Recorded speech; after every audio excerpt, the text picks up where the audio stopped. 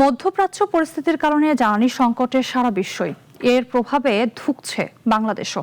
পরিস্থিতি মোকাবেলায় এই সংকটকে জাতীয় দুর্যোগ হিসেবে অভিহিত করেছেন প্রধানমন্ত্রী তারেক রহমান।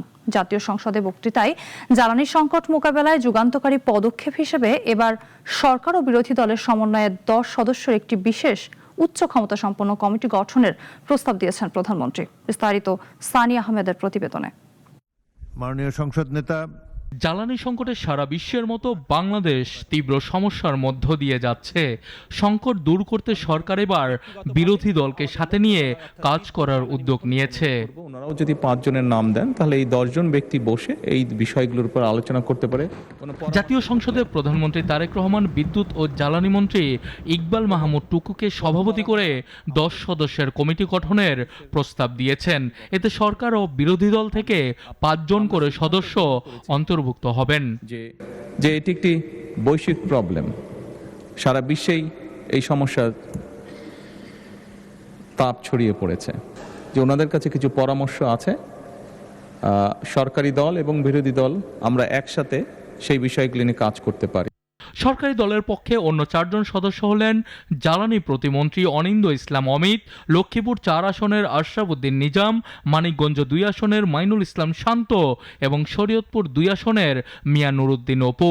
বিরোধী দলের নেতা প্রধানমন্ত্রীর উদ্যোগকে স্বাগত জানিয়ে তাদের পক্ষ থেকে কারা কমিটিতে অন্তর্ভুক্ত হবেন তাদের নাম পরবর্তীতে দেওয়ার কথা জানিয়েছেন। আমরা আশা করি এই সংসদ জাতীয় সকল সমস্যা সমাধানের কেন্দ্রবিন্দু হবে ইনশাআল্লাহ, এবং আমরা মনে করি এই সংসদের জন্য এটি একটি নবযাত্রা। এটাকে আমি সাধুবাদ জানাই এবং আমরা শীঘ্রই ইনশাআল্লাহ নামগুলা পেশ করব। এদিকে সংসদে দিনের কার্যক্রমের শুরুতে ব্রাহ্মণবাড়িয়া 2 আসনের সংসদ সদস্য রুমিন ফারহানা গ্যাস ও বিদ্যুৎ সংকটের চিত্র তুলে ধরে বলেন, গ্যাসের সিলিন্ডারের দাম 1940 টাকা বললেও 2200 টাকার নিচে তা পাওয়া যায় না। চলমান সংকটে উৎপাদন ব্যাহত হওয়ায় অন্তত সার কারখানাগুলোতে গ্যাস অব্যাহত রাখার জোর দাবি তোলেন তিনি। আমাদের আশুগঞ্জের যে সার কারখানা আছে সেখানে গ্যাসের সংযোগের অভাবে কারখানাটি বন্ধ হয়ে গেছে।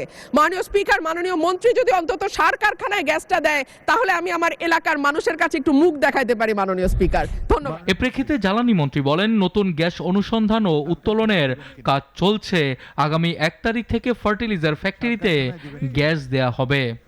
মাননীয় সংসদ সদস্য রুমিন ফারহানাকে একটা সুখবর দিতে চাই যে 1 তারিখ থেকে আমরা, যদিও বিদ্যুতের উৎপাদন আমাদের ক্ষতিগ্রস্ত হবে, তারপরে দেশের কৃষির কথা চিন্তা করে আমরা 1 তারিখ থেকে ফার্টিলাইজার ফ্যাক্টরিতে গ্যাস দেওয়ার সিদ্ধান্ত নিয়েছি। জ্বালানি সংকট এখন জাতীয় সমস্যা, আর এই সমস্যার সমাধানে সংসদে আলোচনার মাধ্যমে কার্যকর পদক্ষেপ আসুক, সেটি সবার প্রত্যাশা। উত্থাপনকারী মাননীয় সদস্য তার প্রস্তাবটি প্রত্যাহার। সানি আহমেদ, নাগরিক, ঢাকা।